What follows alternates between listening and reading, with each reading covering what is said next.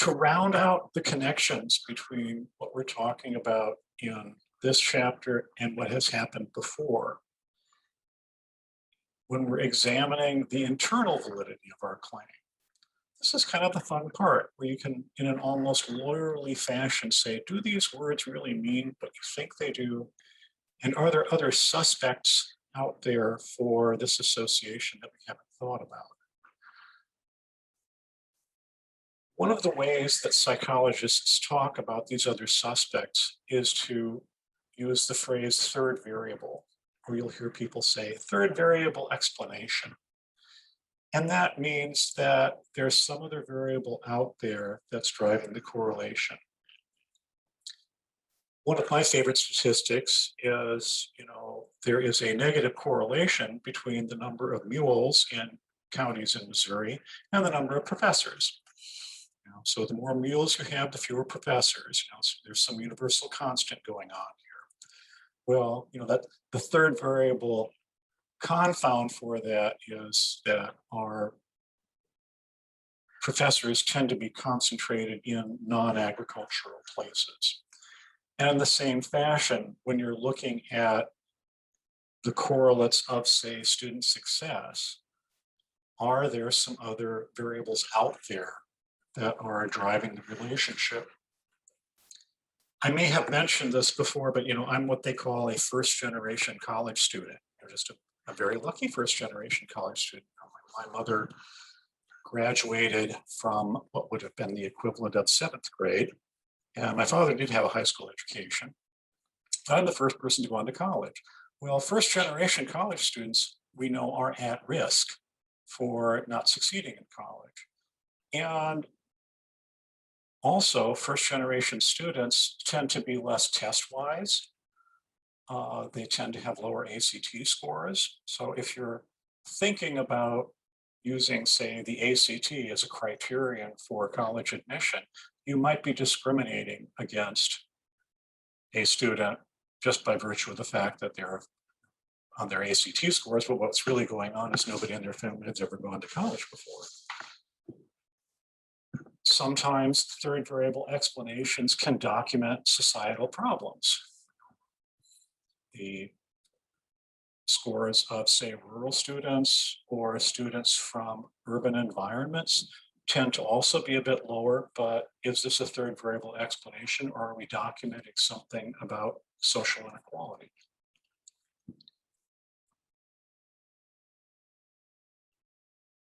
Now, here's our phraseology again. She uses the term covariance. I kind of like the word covariation a little bit better.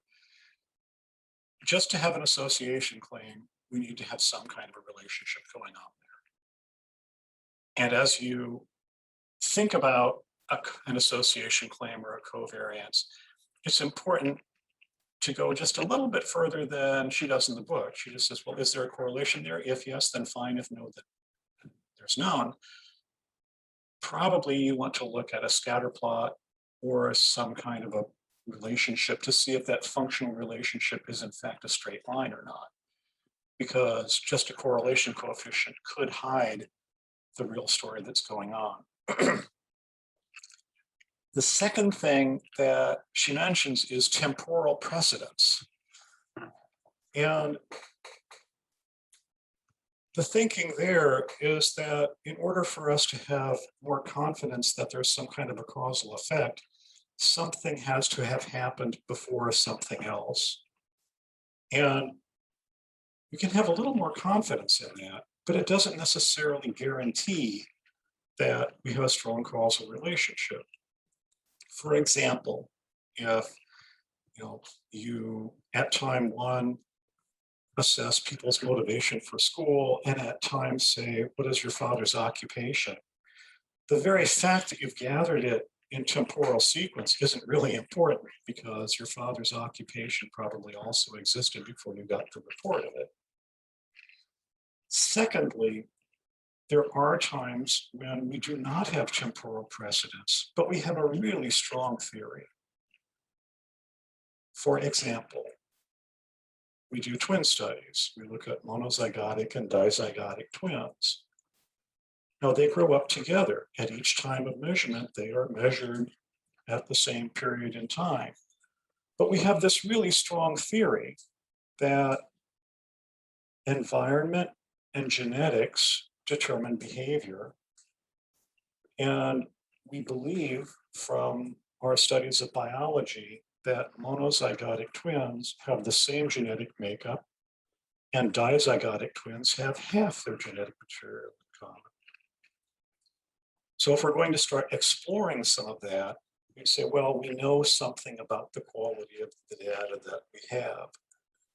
And if you're looking at something like the inheritance of cholesterol problems or the inheritance of cancer, it is this strong biological knowledge that we have about our population that allows us to say, actually, some types of breast cancer are genetically determined.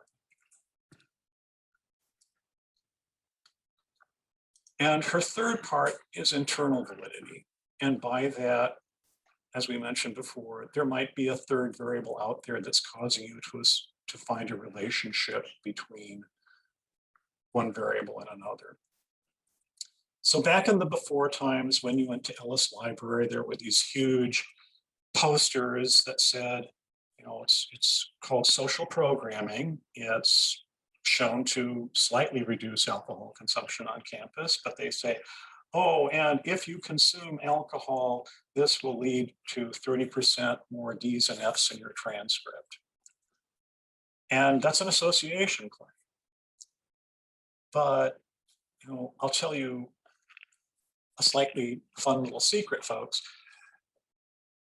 If you're looking at the people in the freshman class who are consuming 20 or more drinks in a sitting, they tend to be male, they tend to be first generation, and they tend to be heavily involved in our Greeks program. If you remove those people from the study, the relationship between alcohol and grades is not nearly as great as the posters would suggest. Now, there's lots of other reasons not to consume alcohol. And some of our people have some serious problems. They endorse things like saying, I spit up blood in the morning, which is generally a marker for a severely impaired alcoholic.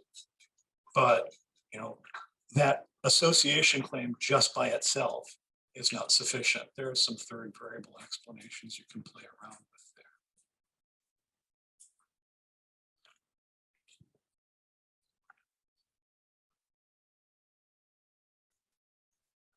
So here we have a couple of examples where we're looking at potential third variable explanations. On the left-hand side, you see hair length in centimeters and height in centimeters as the predictor variable.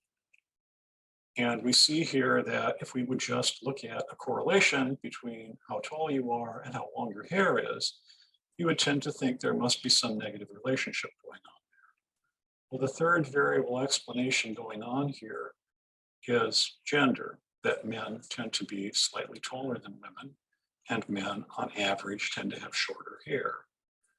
So within these two populations, there is no association. It's a perfect, nice little round circle. Similarly, if you're looking at a positive relationship, height in centimeters and weight, there's also kind of an association. That relationship, that covariation, is positive still, even after you adjust for sex.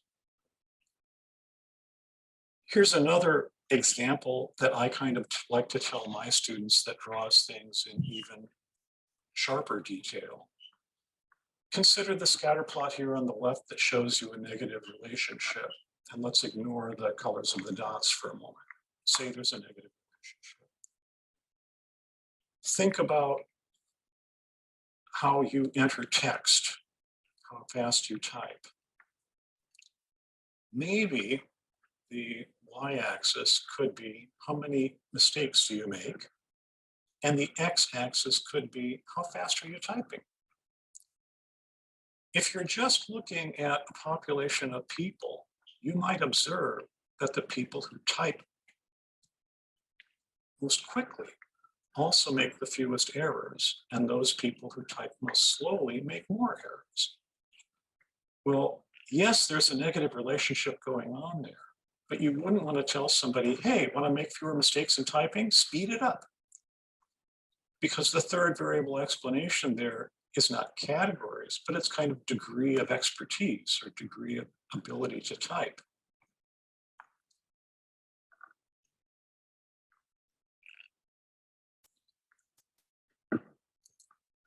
And let's move now to external validity. And this is now the question of, we have a data set here. To what extent can we take that data and make some statement about a larger population? Another way of thinking about being cautious about external validity is to say maybe there are moderating effects, otherwise known as interaction effects. That is, the relationship between one variable and another is different depending on which group you are in. These types of questions are almost always now being included in grant work that I do. There's a separate section about to what extent does your work generalize appropriately to women, minorities, pregnant women, and children, for example.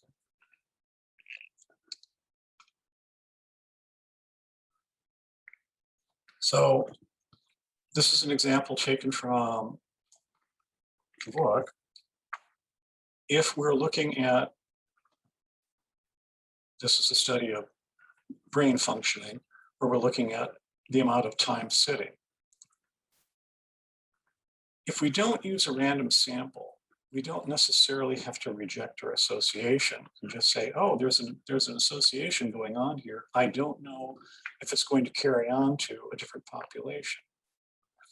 Many samples generalize, many associations generalize to samples that are different from the original sample. So here we have adults, they are the O's, and the college students, they are the Y's. Older adults can score lower on both variables than college students, but within each of these groups, there's still a negative association going on.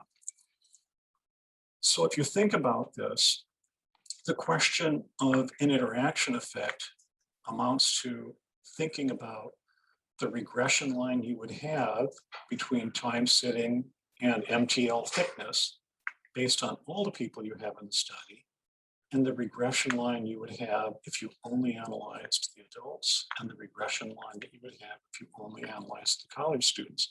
And in this case, we have a negative relationship for both of those. When those lines are different, when, for example, maybe in the adults, the scatter plot is horizontal and there's no association, that's a moderator effect. So here's an example of kind of a nice, pure example of a moderator effect going in different directions. And again, this is taken out of the book, where we're looking at residential mobility as moderating the effect between a sports team's success and game attendance. The theory being here is the happier you are with your sports team, the more likely you are to go to attend. And in cases like Phoenix, Arizona, there's a positive association. Notice that confidence interval goes from 0.06 to 0.49. But in Pittsburgh, where there's low residential mobility, there is no association effectively. It's a negative number. And the confidence interval goes from -39 to 0.09. So the language here is that residential mobility moderates the relationship between success and attendance. You're just looking at different values of association. You can also think about that in scatterplot terms if you like to think about things visually. And here it is in scatterplot form. And Pittsburgh fans, they show up regardless of how the team's doing, whereas in Arizona, they're going to show up if they're As I mentioned before, this chapter really has an awful lot of overlap with what you've had in your previous courses. And my objectives in talking about this have been to go back to the Anscombe data set and say we need to be skeptical about any associations we have. Looking at our correlations or the slopes of our regression lines as indicative of strength of association, and yet being skeptical about whether that association is linear or whether there's maybe one or two small observations that are either giving us really large errors of prediction, an outlier, or whether that particular observation really skews our results, gives us, say, a substantially different slope than we would otherwise have, an influential observation. So do we have any questions on this?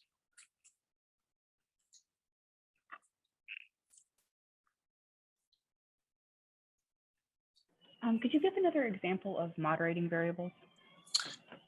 Let's see.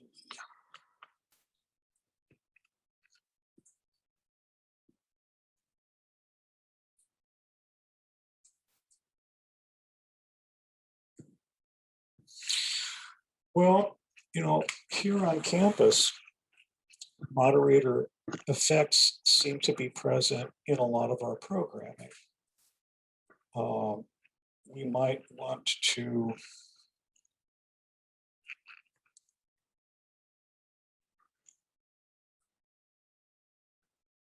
well, I can sort of think of some examples in alcohol where that programming for not consuming alcohol tends to show relatively strong gender effects. And when you're giving messages to people, women tend to be more sensitive to cues about the bad effects of alcohol on the body, namely that you'll gain weight a lot more. And that's a very strong disincentive. Men tend not to care that much about it. So if you're giving people information, if you're doing an experiment, you say, well, did you know that? And provide people with information about the effect of alcohol consumption on weight. The regression line for women is going to be a lot stronger than for men.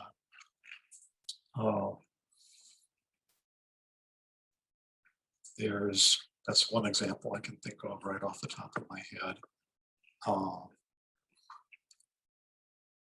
There are personality characteristics that tend to show moderator effects. There's a certain population, subpopulation of people here on campus who consume alcohol with an eye toward increasing their alcohol tolerance. Given that men abuse alcohol more, we can talk a little bit about that certain men have gender role stereotypes, being masculine and tough. And for these people, alcohol consumption, they'll kind of train to get their alcohol tolerance up so they don't look like a wimp when they're drinking. And men with less strong stereotypes tend not to engage in that behavior. So that's another example of a slope that changes. Teaching kind of also, teaching styles, that is also an area where we have lots of moderator effects. The thinking is that some students like to have a very fixed lecture style where information gets delivered in a very structured fashion. And other students are kind of bored with that, and they like to engage in divergent or creative reasoning. And in the same fashion, there are teachers who tend to say what I call the I pitch, you catch model. I'm going to pitch the curriculum at you, and if you don't catch it, it's not my fault. Those are teachers who deliver a very tightly structured lecture to people. And there are others who say, well, in order for you to have a good college experience, you need to think creatively across your classes and think about how the chapters in your book hang together and how what you learn in one class is related to how you learn in another class. Well, the match between those types of students and those types of teachers is probably a moderator effect. Students who like structure and have a structured teacher are going to say, yay, I love this stuff. And if they like structure and they have someone who says, well, we need to think about this, so let's mess around with an explanation here, they're not going to be happy. And conversely, students who crave creativity and divergent thinking of some sort are not going to be happy with a really tightly structured course. So you can kind of think about that as a scatter plot as well. I don't know if that is close to what you want, but. That's great, thanks. Yeah, I mean, the point is, if we go back up to, say, this one, if you have complete overlap on the right-hand side of your two circles, well, there's absolutely no reason to think that external validity is a problem. And when they're slightly offset, but both positive is on the right-hand side, that's also not a problem. You have a positive association of some sort. But when the slopes are different, that's an issue based on the whole group versus the individual groups. And it can also happen, slightly a different riff on the left-hand side, that maybe even those two circles on the left-hand side are negative relationships. Or I'm sorry, positive relationships, even though the entire group is negative if you analyze the data altogether. I mean, those things can happen. All right. Anything else?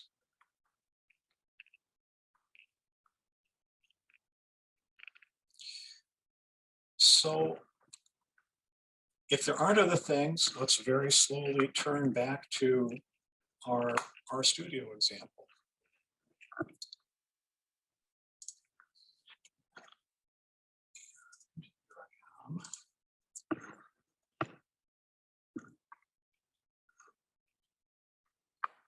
So while that's cooking, I sent you a new R program, and I sent you an Excel spreadsheet. In the book, on, at least in my antique paper copy, on page 207, there's figure 8.3 that gives us some scatter plots with a continuous variable. And I tried to prep for the lecture, and I went back to the original Cassiopeia paper and was really happy to see that they give you all of their data with it. So you can look at the data yourself, and there's a lot of people in it. And what we're going to do here is to upload a file from your computer onto your Rstudio account.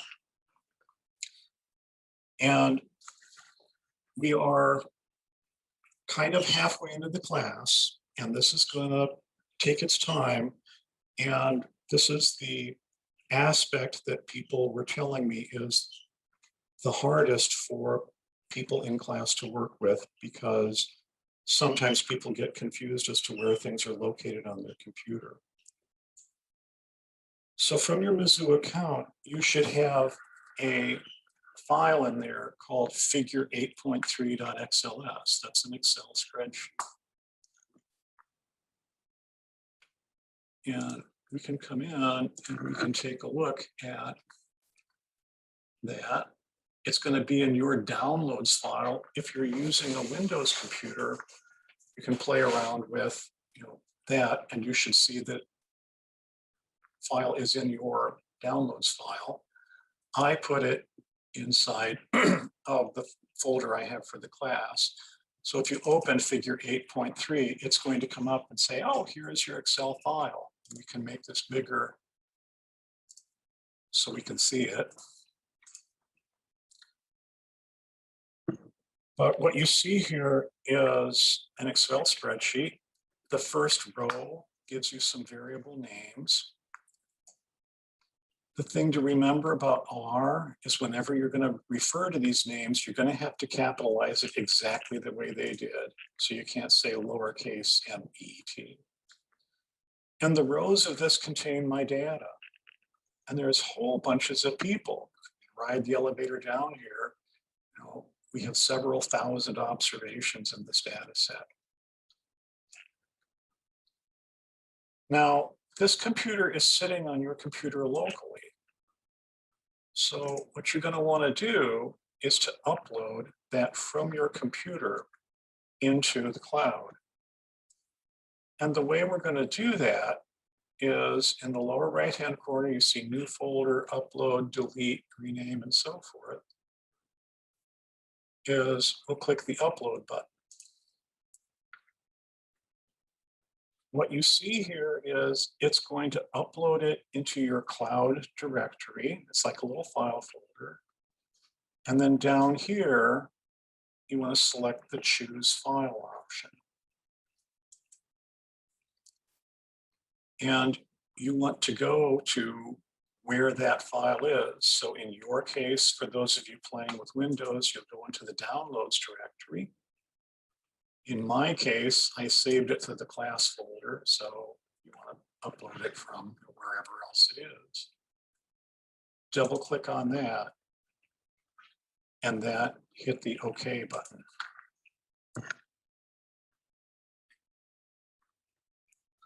And that'll take a while.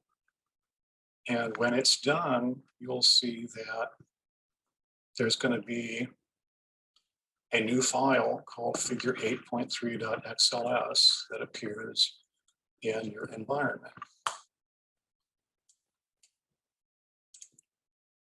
Oops.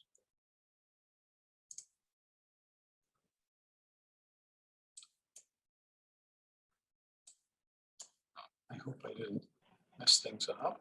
Somebody came in just now. Okay.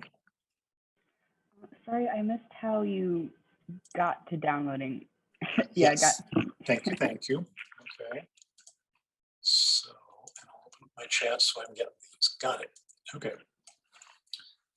So what we're going to do, kind of going back to Joe's video, in the upper left-hand corner, we have our programs. And the lower left-hand corner, we have our console. The upper right-hand shows us our environment of what data sets and variables we have. And the lower right-hand is where we're going to be uploading material. So inside of this, you'll see a tab Files, Plots, Packages, Help, and Viewer. You want to be in the Files directory. And then underneath that, the first thing you see is New Folder, and the next one over says Upload. So left click on that.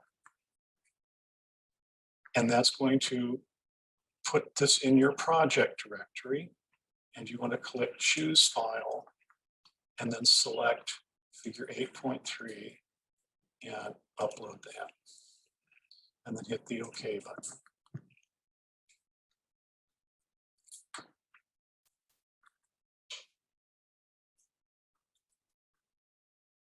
Now, some of you on Macintoshes may be having problems, so do not suffer in silence. Give me a yell.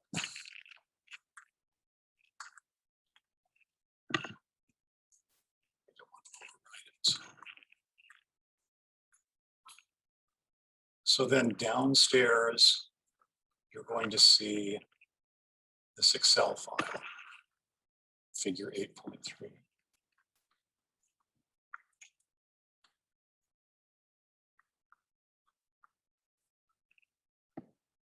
Everybody with me?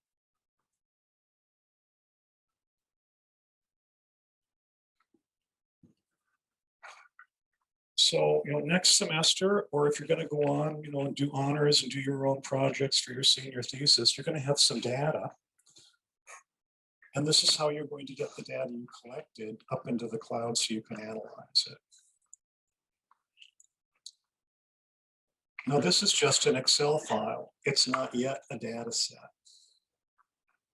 So what we have to do is to tell Rstudio to look at that Excel file and make me a data set. In order to do that, we need to come up to the environment section, the upper right-hand corner, and you'll see one of the options in the tab there is import the data set. And if you left click on that, you'll see you have a number of options. If you have just text data, you can read that in. You'll see the third option down is to read in Excel. For those of you who play with other things, you can also read in data from SPSS or SAS. I don't play much with Stata, but I do play a lot with SAS. So what you want to do under Import Dataset is select Excel. Left click on that, and it will say, well, what data set do you want to load? And on the right-hand side, you'll see the little tab Browse. And that's going to show you all the files inside your project that you've uploaded to the cloud. So we left click on that. And there's all of our little files, and we'll select figure 8.3.xls. And you can either double click on that, or you can click on the open button. And that will then read the data from Excel in and make an R data file for you.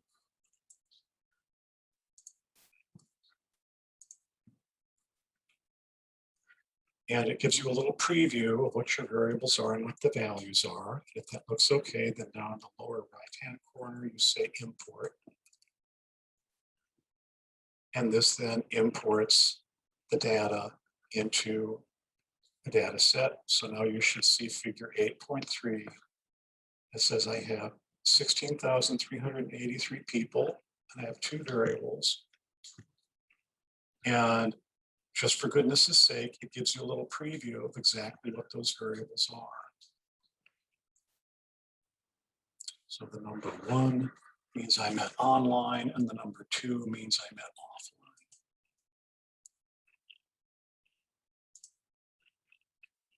You can click on that and see those 1s and 2s. So I can close that. Over here on the right-hand side, I can see I've got figure 8.3. The file says it isn't compatible with your computer. Oh, that's no fun. And mine will not pull up 8.3 from Excel.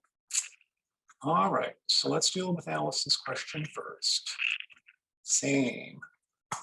So, does your computer have Excel? You people are having trouble. Yes. Can you open this file up inside of Excel?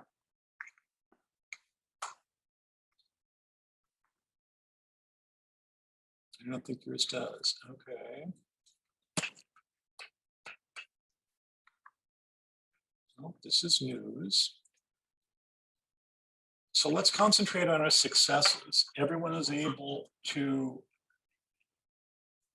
get this data, the Excel file, onto your computer, and you know where it is.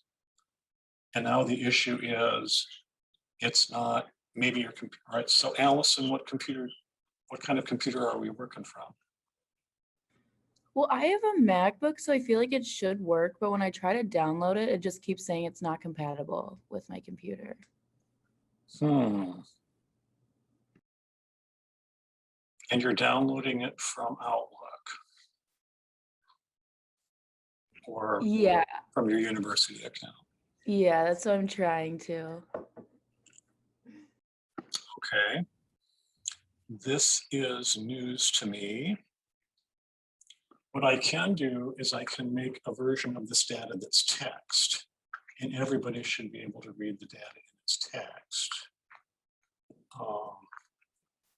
It being 10:36 now, I'm going to have to do that after class. So hang with me for a minute and we'll get this fixed. Allison, I had to download it as a copy to make it able to be compatible. This is from Olivia. Okay. So Olivia, when this is new to me. When you download it as a copy, that's different than downloading it? Yeah, so I downloaded it off of the Outlook, and then when I tried to do anything to it or open it, I got an error because it was a read-only file. So then I had to download it as a copy, and it made it able to edit. And then I think that's what let me put it Oh yes, this is the University of Missouri making life hard for us. So we downloaded an Excel file, so they assume they want to have it be only read-only, because that way you won't get viruses and so forth. So yes, try to save the thing as a copy. And mine says it is binary. So, see, that means that it's not a format.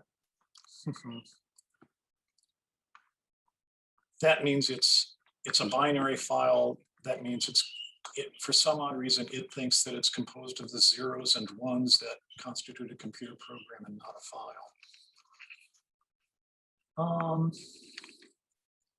Okay, so what do we want to do here? Asia, can you hang around during office hours and we'll get you fixed up? Would that work? Or do you have to leave? Yeah, that's right after class, right? Yeah. Okay, yeah. Let's deal with that way. And people who are having trouble opening this, can you open it in Excel and save it as something else that would be read enabled? If not, I could share a screen with somebody who has a problem and we can go in and fix it that way. What's your pleasure? Okay. Madison says she can. Anybody else? Yeah, I think mine is like saved in Excel. Like I don't have an issue opening it. Okay. I can open it and save it, but I can't import it to the cloud. Okay. So Isa, you want to share a screen and we can go through those steps? Sure. Okay.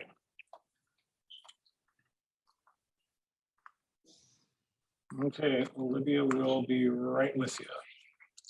All right, and I'm going to ask for control. All right. So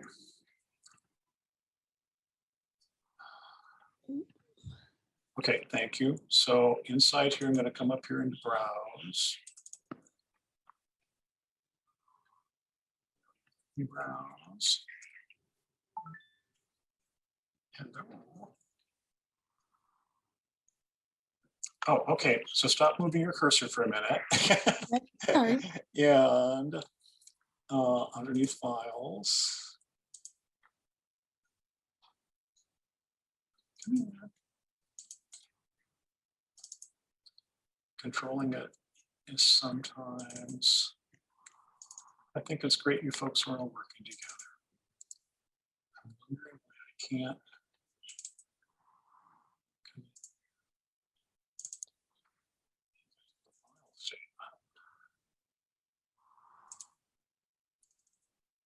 Huh. It's not letting me in. It says I'm controlling. I can't see you controlling it. This is weird. All right. I'm going to give up remote control. Ask for it again.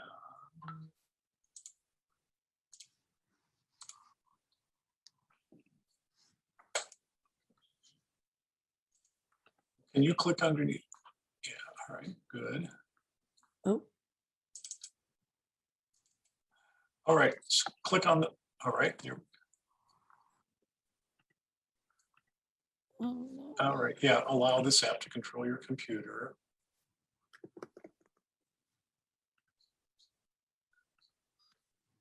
Okay, and I think that's all you need. Yeah, All right. Try now, maybe. here we go. Yay, okay. Let's do it. So now I'm in files and I want to upload. Okay, and I want to choose the file. And now, You can look up figure 8.3 probably.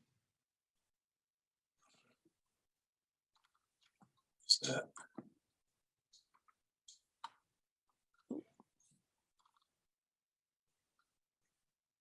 The 1, 8.3. 2. Yeah, that's fine. Those are just either- copies. Any of those are fine. Okay. So we'll do that. Do that.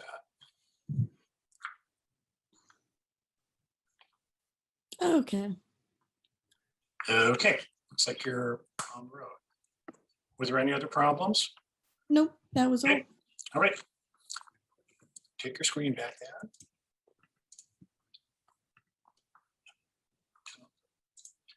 Thank you. Yeah, that's fine. Okay. Anybody else?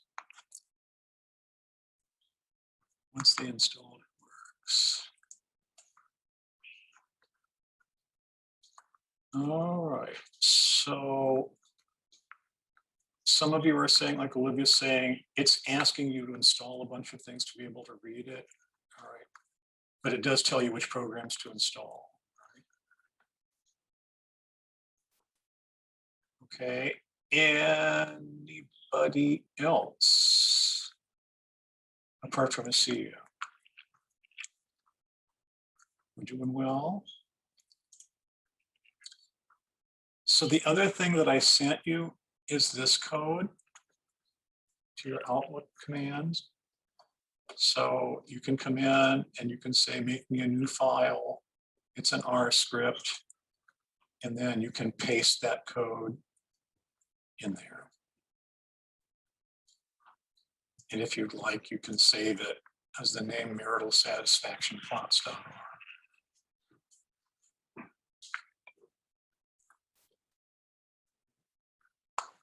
That working?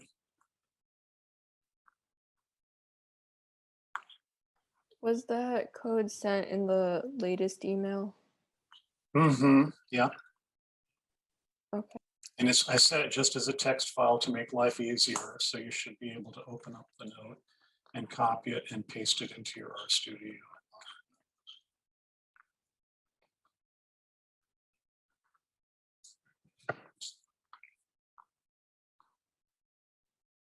If I've only got one person having problems, I am insanely happy. Is the code you sent the one for figure 8.3 to run it and everything? Mhm. Yeah. So if you want, I can just copy this and send it off again. It's called program listing. It should look like this.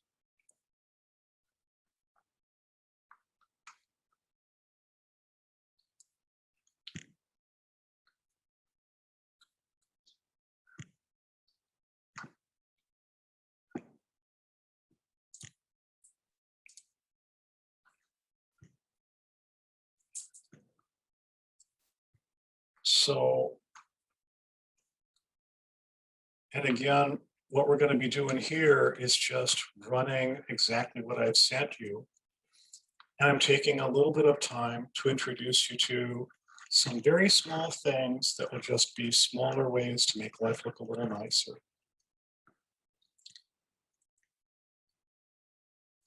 The str, the structure command, gives me a little sneak peek at my data, just as I talked about the last time.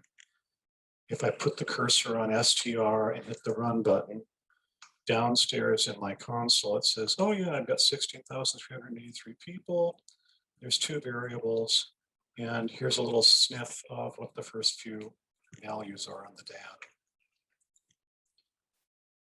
Now I wanted to replicate what you saw in the book. And when I looked at the entire data set, I went, oh, wait, there's just, this data set's huge. So line 3 and 4 of this, you don't need to know about. It's just me taking a little sample of 500 observations from that data set. So if you put the cursor onto line 3 and hit the run button, it's going to make a new data set called my sample, which is 500 observations. Over there on the environment, you can see that my sample has been created. It's 500 observations with 2 variables in it.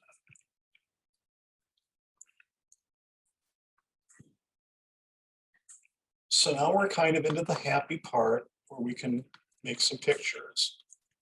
And if you want to make a scatter plot, kind of like what you see in figure 8.3 in the book, that's going to be the plot command. So as I mentioned before, jitter is kind of your friend. And what I'm going to do is I'm going to jitter the y-axis. I'm going to jitter the x-axis. And plot that out. And that results in this little plot over here. And that's not as beautiful as figure 8.3 in the book, but it gives you the same message. Basically, things are kind of negatively skewed. There's a few observations that are very low in satisfaction, and most of the observations are clustered up here at the high end of that 7-point scale. Sometimes you might not want to have these little circles that are empty. Oh, I got a comment. I'm getting an error for the plot. What's your error, Vanessa? It says error and jitter. It just says my sample not found. Okay, so go up to line 3 and run line 3. And in your right-hand side, you should see, in the environment, you should see my sample appear.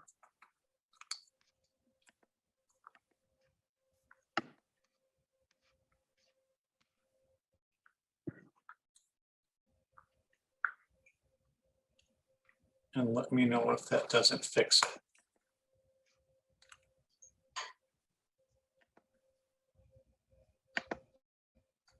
Okay, yeah, it works. Yep. Thank you. Okay. So maybe you want to play around with the plot character rather than the default, which is a circle that's hollow. Well, we can add this PCH thing in here that will change the value around. So if you move your cursor to line 8 and hit the run button, you'll see that we now have little squares. And that's, just something fun to play with. When you're writing your article or handing this into your research team or talking with your advisor, this plot is a little bit ugly because it's got jitter my sample $meet, $1. And that's not aesthetically pleasing. Maybe I would like to have some labels on my X and Y axis that are different. So line 10 introduces not only the plotting character, but also a label for the x-axis and a label for the y-axis. So if you move your cursor down to line 10 and hit the run command, you'll now see that I've got labels there. Makes it a little bit nice.